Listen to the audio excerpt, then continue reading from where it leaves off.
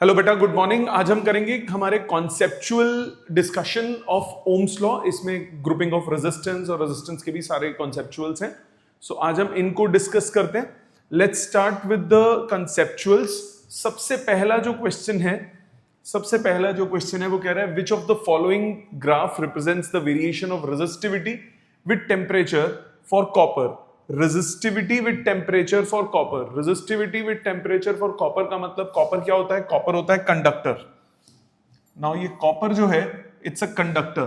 Conductor के लिए resistivity का फॉर्मूला होता है m/ne² टाउ। तो अगर आप टेम्परेचर को इंक्रीज करते हो रिलैक्सेशन टाइम कम हो जाएगा।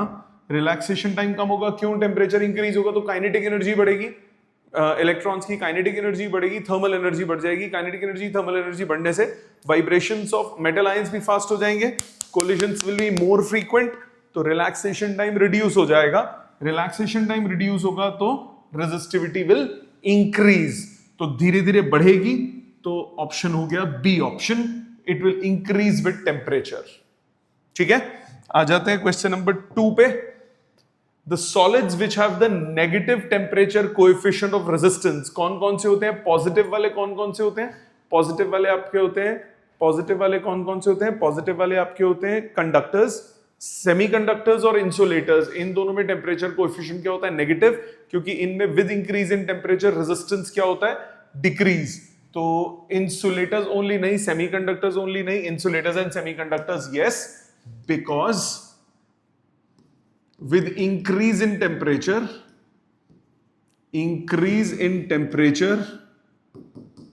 their resistance decreases। बाकी ये क्यों होता है, मैथमेटिकली क्यों होता है, ये हम आगे पढ़ेंगे, सेमीकंडक्टर्स नाम के चैप्टर में आएगा ये मैथमेटिकल डिटेल्स। आ जाते हैं नेक्स्ट क्वेश्चन पे, क्वेश्चन नंबर 3 पे।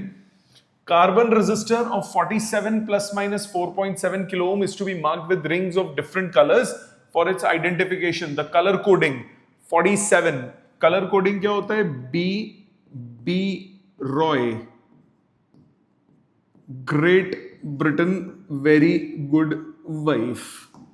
तो नंबर्स कहां से शुरू होते हैं? 0 1 2 3 4 5 6 7 8 9। कौन सा बोला आपको? 47 plus minus 4.7 kilo ohms. 47 plus minus 4.7 का मतलब क्या हुआ? ये कितना हो गया? 10% का चेंज। तो ये हो गया 47 प्लस माइनस 10%, 10% का। सो 10% का चेंज होगा तो आपके पास इसके बाद वेरी गुड वाइफ के बाद क्या होता है? Gold tolerance.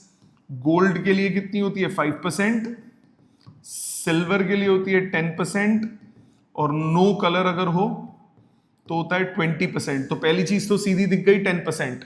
10% मतलब जो फोर्थ रिंग होगी, पहली रिंग, दूसरी रिंग, तीसरी रिंग और जो फोर्थ रिंग होगी, ये तो आपकी हो गई सिल्वर। ये तो आपकी हो गई सिल्वर। इसके आगे क्या है? इसके आगे वैल्यूज देखो। 47 का मतलब क्या हुआ? 4.7 into 10 to the power 1, 4.7 into 10 to the power 1।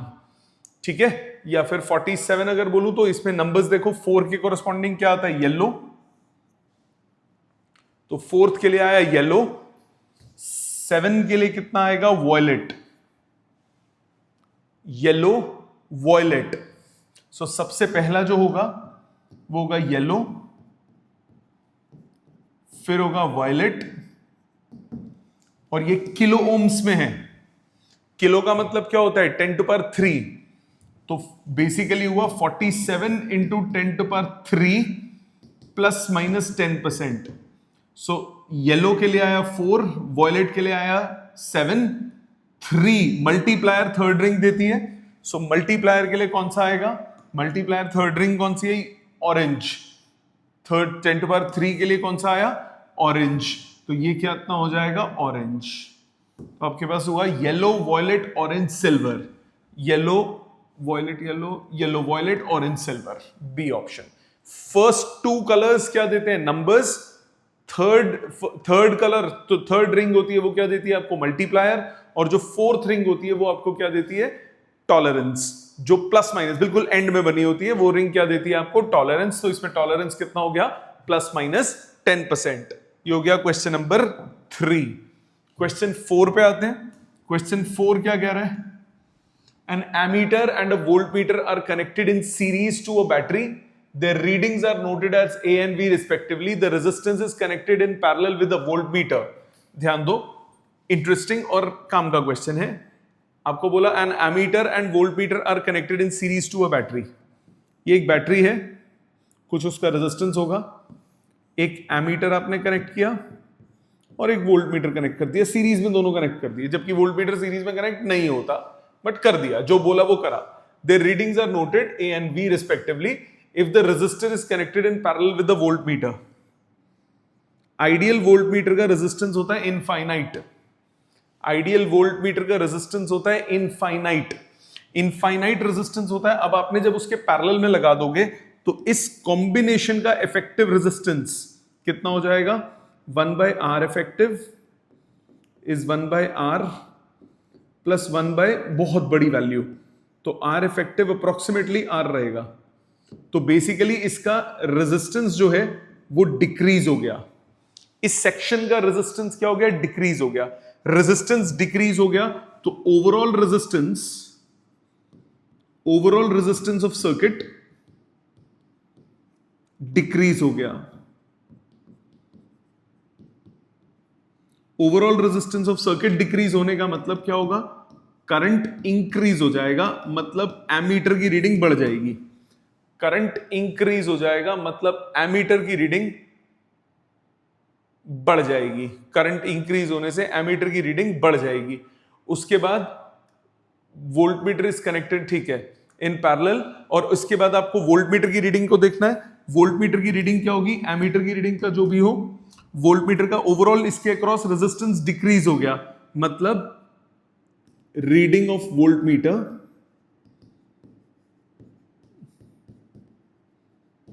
Decrease हो जाएगा, क्योंकि उसका ओवरऑल वोल्टेज, इस सेक्शन का ओवरऑल वोल्टेज डिक्रीज हो गया, तो IR की वैल्यू क्या हो जाएगी?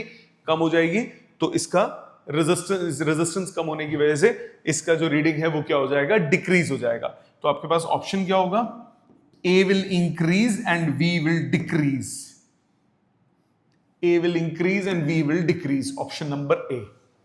ठीक है, आ जाते हैं नेक्स्ट क्वेश्चन में।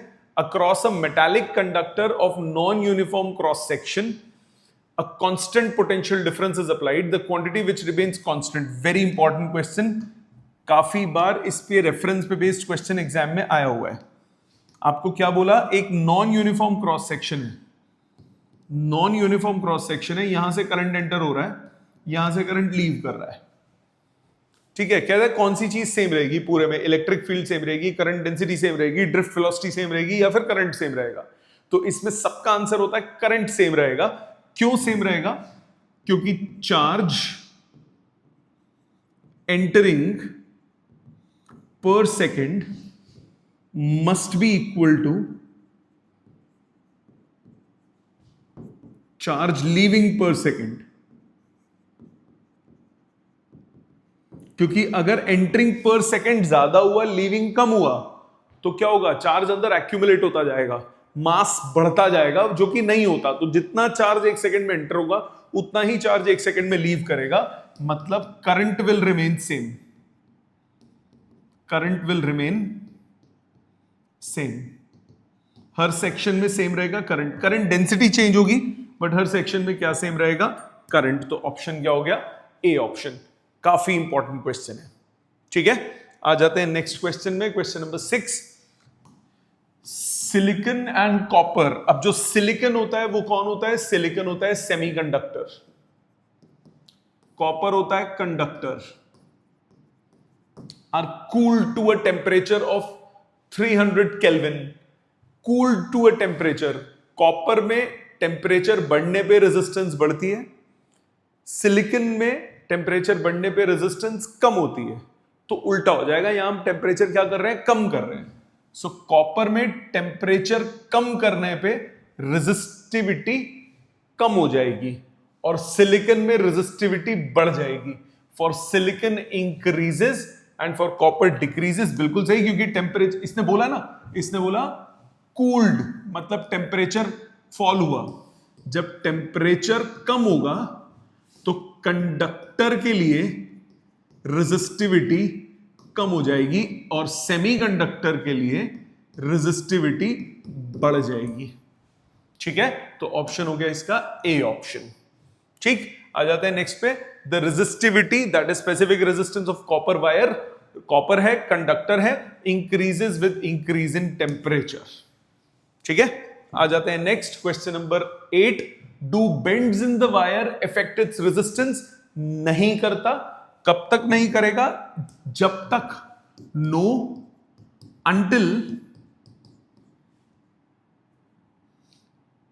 until area of cross section does not change। जब तक area of cross section change नहीं होता तब तक रेजिस्टेंस सेम रहता है। रेजिस्टेंस क्या होता है? R is equal to rho L by A। किसी भी सेक्शन के लिए अगर बात करोगे तो उसका area of cross section matter करेगा। तो अगर मोड़ते वक्त वायर कहीं से पतली हो गई, दब गई, तब फर्क पड़ेगा, अदरवाइज नहीं पड़ेगा। ठीक है, so area of cross section पे डिपेंडेंट हो जाता है। आ जाते हैं 9th पे। A steady current flow in a metallic conductor of non uniform cross section, so which of the following quantities are constant. अभी मैंने एक्सप्लेन किया कौन सी करंट कांस्टेंट रहेगी, करंट विल रिमेन कांस्टेंट, बाकी सब चेंज होता है। if the potential difference V applied across the conductor is increased to 2V, then its temperature kept constant। अब ध्यान दो इधर, क्वेश्चन में बोला if the potential difference V applied across a conductor is increased to 2V। एक conductor है, एक resistor ले लो, इसके अक्रॉस आपने पोटेंशियल डिफरेंस लगाया V, इसको चेंज करके कर दिया 2V। With its temperature kept constant, the drift velocity of the free electrons. आपने वोल्टेज को चेंज किया। ड्रिफ्ट वेलोसिटी का फॉर्मूला क्या होता है? ड्रिफ्ट वेलोसिटी का फॉर्मूला होता है वोल्टेज की टर्म्स में E tau by m into V by L। E tau by m into V by L। ठीक है, अब आपने क्या किया? ये कांस्टेंट है, ये कांस्टेंट है, ये कांस्टेंट है, ये कांस्टेंट है, वोल्टेज को डबल कर दिया तो ड्रिफ्ट वेलोसिटी क्या हो जाएगी? डबल। सो आंसर क्या आएगा? Double of its initial value. Drift velocity के दो रिलेशन थे, एक था I is equal to ANEVD। जब करंट के रेफरेंस में दिया हो तो आप लगाते हो I is equal to ANEVD। जब वोल्टेज के रेफरेंस में दिया हो तो आप क्या लगाते हो? E tau by m into V by L। Clear? यहां तक समझ में आ गया सबको? नेक्स्ट आ जाते हैं क्वेश्चन नंबर 11 पे। 11th कह रहा है, 11th क्वेश्चन क्या कह रहा है? 11th कह रहा है we use alloy for making standard resistance. Alloy standard resistance क्यों बनाते हो? क्योंकि अलॉयज का टेम्परेचर कोएफिशिएंट ऑफ रेजिस्टिविटी या रेजिस्टेंस दोनों कम होते हैं, जिससे कि वेरिएशन विद टेम्परेचर उसमें कम हो जाएगा। तो alloys are used for making standard resistance coil because they have low temperature coefficient of resistivity or resistance। So A में भी हो गया, C में भी हो गया। And high specific resistance, yes, high specific resistance। उसका reason, high specific resistance का reason क्या होता है? So that small length gives more resistance। तो छोटी लेंथ पे भी हमें अच्छी खासी रेजिस्टेंस मिल जाती है, तो हम ज्यादा बड़ी रेजिस्टेंस कम लेंथ को सिलेक्ट करके भी यूज कर सकते हैं। आगे, by increasing the temperature the specific resistance of a conductor and a semiconductor. Conductor में रेजिस्टिविटी टेम्परेचर के साथ बढ़ती है और सेमीकंडक्टर में डिक्रीज होती है। तो increases for a conductor and decreases for a semiconductor. अगला, name the factors on which the resistance of conductor depend. Resistance of conductor चार चीजों पे डिपेंड करता है। R is equal to rho L by A होता है, length पे depend करता है, एरिया ऑफ क्रॉस सेक्शन पे डिपेंड करता है, मटेरियल पे डिपेंड करता है, और चौथा किस पे डिपेंड करता है? Physical conditions like temperature, pressure etcetera. आ जाते हैं 14th। Draw graph to show the variation of resistance of metal wire as a function of its diameter. Resistance of metal wire as a function of its diameter. R is equal to rho L by A. तो rho L by pi d square by 4. तो resistance जो है वो inversely proportional to distance का square है, diameter का square है. तो डायमीटर बढ़ेगा तो रेजिस्टेंस की वैल्यू कम हो जाएगी, तो इनवर्स प्रोपोर्शन का ग्राफ बनेगा. आ जाते हैं 15th पे. 15th कह रहा है give examples of devices which do not obey Ohm's law. Do not obey Ohm's law का मतलब नॉन ओमिक कंडक्टर्स की बात कर रहे हैं. नॉन ओमिक कंडक्टर्स कौन कौन से होते हैं? आपके होते हैं ट्रांजिस्टर्स, वैक्यूम ट्यूब्स, डायोड्स, ये सब क्या हो जाते हैं? Non ohmic conductors. State the condition under which Ohm's law is not obeyed.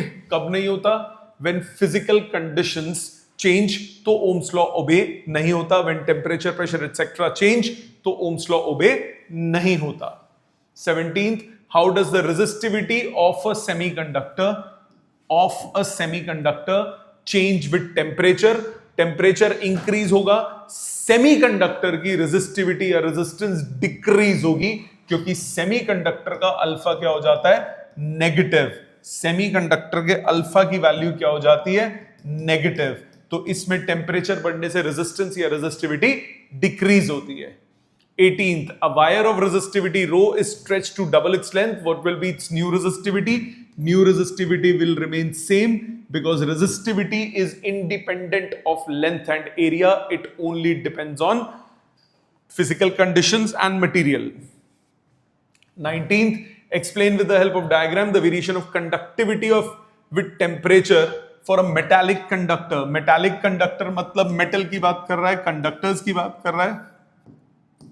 Graph बनाना है कंडक्टिविटी का. तो रेजिस्टिविटी बढ़ती है, रेजिस्टिविटी बढ़ती है टेम्परेचर के साथ, तो कंडक्टिविटी क्या हो जाएगी? डिक्रीज. तो ये इनवर्स प्रोपोर्शन का ग्राफ बनेगा. इसके बाद question number, next is question number 21. What are superconductors? Superconductors कौन से होते हैं? जब आप टेम्परेचर इंक्रीज करते हो तो रेजिस्टेंस या resistivity will keep on increasing. जब आप टेम्परेचर डिक्रीज करते हो तो रेजिस्टेंस या रेजिस्टिविटी क्या हो जाती है? कम होती है. तो जब आप टेम्परेचर कम कर रहे हो, रेजिस्टेंस कम हो रही है. टेम्परेचर और कम करोगे, रेजिस्टेंस और कम होगी. एक वक्त आएगा कि रेजिस्टेंस लगभग क्या हो जाएगी? नेग्लिजिबल. तो तब हम उस कंडक्टर को क्या बोलते हैं? Super conductor. और यह फिनोमेना क्या कहलाता है? Super conductivity. 22, of metals and alloys which have greater value of temperature coefficient of resistor. alloys का temperature coefficient of resistance क्या होता है? कम होता है, इसीलिए हम उसको standard resistance के लिए यूज करते हैं. metals का generally ज्यादा होता है, तो इसीलिए अल्फा की वैल्यू ज्यादा होगी metals के लिए. Is it easier to start a car engine on a warm day or on a chilly day? क्या करोगे? जब आप टेम्परेचर बढ़ता है, जब टेम्परेचर बढ़ेगा तो रेजिस्टेंस कम हो जाएगी. क्यों कम हो जाएगी? बैटरी की बात कर रहे हैं. क्यों? देखो, जब हम बैटरी की बात करते हैं, कार इंजन में जो बैटरी होती है, कार इंजन में जो बैटरी होती है, that battery has an electrodes. Battery में क्या होता है? बैटरी में आपका इलेक्ट्रोड्स और इलेक्ट्रोलाइटिक सॉल्यूशन होता है, आयंस होते हैं. तो लिक्विड्स में, in liquids when temperature increases resistance कम हो जाती है. लिक्विड्स में वो जो टेम्परेचर बढ़ने पे रेजिस्टेंस बढ़ती है, वो किस में होता है? वो सिर्फ आपका कंडक्टर्स में होता है. लिक्विड्स में टेम्परेचर बढ़ने पे रेजिस्टेंस की वैल्यू डिक्रीज हो जाती है. रेजिस्टेंस डिक्रीज होने की वजह से आपके पास जो करंट है वो ज्यादा मिलता है. करंट ज्यादा मिलता है तो इजीली कार स्टार्ट होती है. तो car will easily start on a warm day then on a chilly day. Which metal has lowest resistivity? Silver. Learn करने वाली बात है. Next, two wires of equal length, one of copper and the other of manganese, have the same resistance. Manganese जो है वो alloy है. काम का क्वेश्चन है. Two wires of equal length, one of copper and the other of manganese. एक copper है, एक मैंगनीज है. Two wires of equal length, दोनों की लेंथ L है, have the same of equal length, have the same resistance, तो resistance same है, तो rho L of copper by area of copper is rho of manganin, ये है copper, length of manganin, area of manganin, so length cancel हो गया, तो area of copper divided by area of manganin is equal to rho of copper divided by rho of manganin. Resistivity जो है वो alloys की ज्यादा होती है, रेजिस्टिविटी अलॉयज की ज्यादा हो सकती है, यहां से आप सीधा बोल सकते हो area directly proportional to resistivity आ रहा है, तो जिसकी रेजिस्टिविटी ज्यादा उसका एरिया ज्यादा, सो मैंगनीन जो है वो थिकर होगी और जो कॉपर वायर होगी वो थिनर होगी, तो जिसका रेजिस्टिविटी ज्यादा है उसका एरिया ज्यादा होगा। Sketch the graph showing the variation of carbon with temperature. Carbon जो है ये आपका सेमीकंडक्टर कैटेगरी में आ जाता है, क्योंकि इसकी आउटर मोस्ट शेल में कितने इलेक्ट्रॉन्स होते हैं, 4। 4 वाला कौन सा होता है, सेमीकंडक्टर। 1 2 3 वाले किस में आते हैं, कंडक्टर्स में, और इंसुलेटर्स आपको मालूम है। Next, VI graph for the given metallic wire eight 2 temperatures is shown. VI graph दिया हुआ है, which of these of higher temperature, VI graph दिया हुआ है, 2 वायर्स है, IV ग्राफ है, VI नहीं है, IV है ग्राफ, ध्यान से देखना, स्लोप्स की दिक्कत हो जाती है नहीं तो। ये 2 ग्राफ्स दिए हुए हैं, एक है टेम्परेचर T1 और एक है टेम्परेचर T2। सबसे पहले देखो रेजिस्टेंस किसकी ज्यादा होगी, ठीक है, गिवन मेटालिक वायर, एक ही वायर है, so if for greater temperature resistance will be more,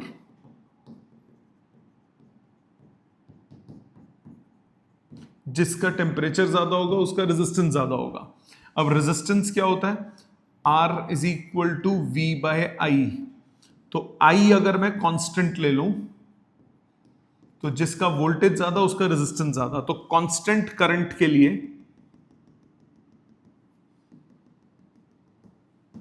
voltage किसका ज्यादा है, इसका, सेकंड वाले का, तो आप बोलोगे रेजिस्टेंस सेकंड केस में ज्यादा है फर्स्ट केस की, तो टेम्परेचर सेकंड केस का ज्यादा होगा फर्स्ट केस से।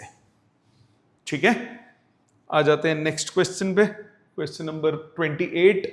The colour code of the resistance is given below, the values of the resistance and tolerance are respectively. Colour coding देखो कौन कौन सी है, येलो, वॉयलेट, ब्राउन, गोल्ड। दोबारा लिखते हैं, BROY, great Britain, very good wife. 0 1 2 3 4 5 6 7 8 9। Colour code क्या दिया हुआ है आपको, कलर कोड दिया हुआ है येलो, ये रही येलो 4। फिर क्या दिया हुआ है, violet 7, 47 into 10 to the power. Multiplier देखो कौन सा है, मल्टीप्लायर है आपका brown, brown is 10 to power 1। Black, brown, brown is 10 to power 1 plus minus. चौथा कलर कौन सा है, गोल्ड, गोल्ड का टॉलरेंस कितना होता है, 5%। तो 4 7 BB Roy, great Britain, black, brown, red, orange, yellow, blue होता है नीचे, ठीक है। तो 47 इंटू 10 टू पावर 1 मतलब 470 प्लस माइनस 5%। किलो विलो कुछ नहीं है, तो 470, तो C option, 470 ohms plus minus 5%। ठीक है, आ जाओ 29th पे। ये भी एग्जाम के लिए इंपॉर्टेंट है, काफी बार इस टाइप का क्वेश्चन पूछा गया है। 29th कह रहा है, graph showing the variation of current versus voltage for a material gallium arsenide is shown in the figure. Identify of the negative resistance where Ohm's law is obeyed. Negative resistance क्या होगा, D से E तक, क्योंकि voltage बढ़ने पे current decrease हो रहा है। In section D to E, section DE with increase in voltage current decreases, therefore resistance क्या हो जाएगा, नेगेटिव। वोल्टेज बढ़ने पे करंट की वैल्यू कम हो रही है तो करंट क्या होगा, negative. Where Ohm's law is obeyed, Ohm's law obey कहां होगा, जहां पे वो स्ट्रेट लाइन होगा, तो बी और सी के बीच में it is nearly a straight line. So second part में in section BC IV graph is nearly straight line, therefore Ohm's law is obeyed। ठीक है, ये हो गया 29th। आ जाते हैं 30 पे। Car battery is of 12 volt, ठीक है, 12 वोल्ट की कार बैटरी है। 8 dry cells of EMF 1.5 ohms connected in series can give 12, but such cells are not used क्योंकि रेजिस्टेंस बढ़ जाएगी, because resistance in series will increase। 8 cells होंगे, 8 की resistance होगी, तो ऐड होके ओवरऑल रेजिस्टेंस बढ़ जाएगी, तो स्टार्टिंग करंट नहीं मिलेगा, तो करंट नहीं मिलेगा जो स्टार्ट करना चाहता है उसको। Next, why alloys like constantan and manganin are used to make standard resistance। पहला रेजिस्टिविटी ज्यादा, दूसरा अल्फा की वैल्यू कम। ठीक है, आ जाते हैं question number 32। Give reasons for low conductivity of electrolytes as compared to the metal. ये वही हो गया, लिक्विड्स की बात मैं कर रहा हूं। इलेक्ट्रोलाइट्स की कंडक्टिविटी कम क्यों होती है, एक इसमें, और ये क्वेश्चन कॉन्सेप्चुअली बहुत काम का है, कई जगह इसके रीजनिंग यूज होंगी। इलेक्ट्रोलाइट्स की कंडक्टिविटी, इलेक्ट्रोलाइट्स जो होते हैं वो आयंस होते हैं, आयंस हेवी होते हैं, हेवी होते हैं तो उनकी मोबिलिटी कम हो जाएगी, तो आयंस की मोबिलिटी कम होती है, जिसकी वजह से उसकी जो आयंस की वजह से जो कंडक्टिविटी मिलती है वो कम मिलती है। तो इसमें रीजन पहला क्या होगा, मोबिलिटी कम होगी। दूसरा रीजन क्या होगा कि मेटल्स में जो चार्ज कैरियर्स हैं, करंट कैरियर्स हैं, यानी इलेक्ट्रॉन्स, उनकी डेंसिटी बहुत ज्यादा होती है, बहुत ज्यादा मेटल्स में आपको चार्जेस मिल जाते हैं जो मूव करते हैं करंट देने के लिए, जबकि इलेक्ट्रोलाइट्स में आपके पास जो आयंस होती है उनकी नंबर डेंसिटी कम होती है। तो दो रीजंस होंगे, एक नंबर डेंसिटी कम होना, दूसरा जो है भी वो उनका मास ज्यादा है जिसकी वजह से उनकी मोबिलिटी का कम होना। सो नंबर डेंसिटी का फर्क होगा और जो है वो उनका हैवी हो जाते हैं, मोबिलिटी कम हो जाती है। ठीक है, आ जाते हैं 33 में। Piece of copper and another of germanium are cooled at room temperature. Copper क्या होगा, कंडक्टर, जर्मेनियम क्या होता है, सेमीकंडक्टर।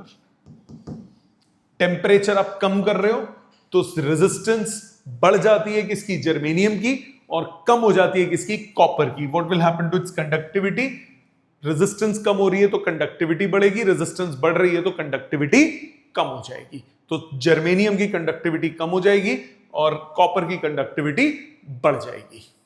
ठीक है, आ जाते हैं next question number 34। Consider a current carrying wire in the shape of a circle. Note that as the current progress along the wire the direction of current density changes at an exact manner while the current I remains unaffected. The agent that is essentially responsible।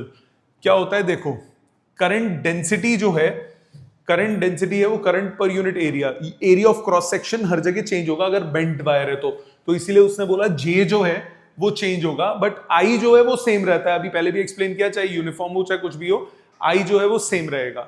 अब इसके options देखते हैं 4। Sources of EMF नहीं। Electric field produced by the charges accumulated on surface of the wire, बिल्कुल भी नहीं।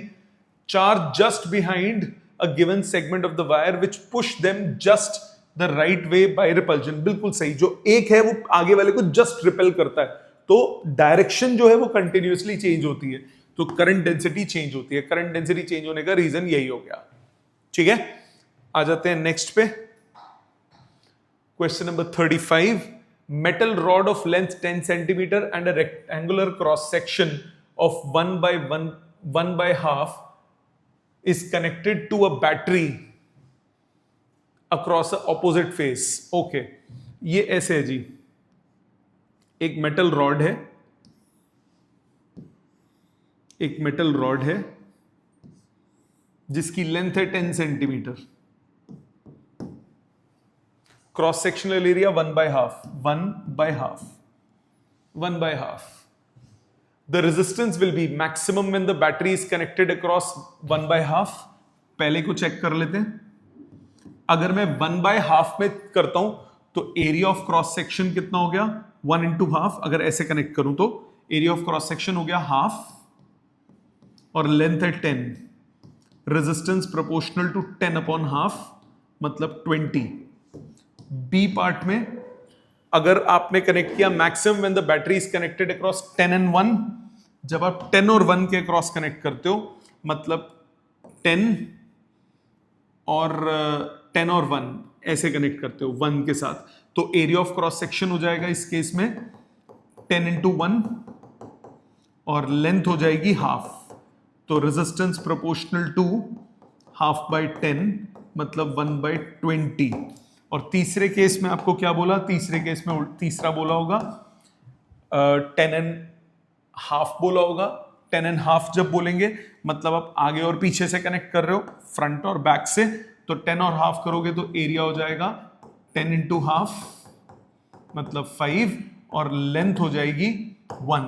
तो resistance dependent on L1/5. तो किस केस में रेजिस्टेंस सबसे ज्यादा है?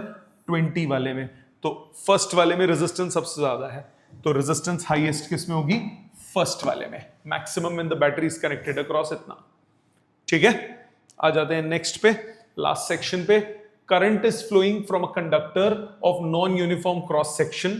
ठीक है, if A1 is greater than A2 find the relation between I1 and I2. I1 जो होगा वो बराबर होगा I2 से, क्योंकि चार्ज पर second is constant, current same रहता है. J1 और J2 फर्क होगा. B में J1 कितना होगा? I1/A1.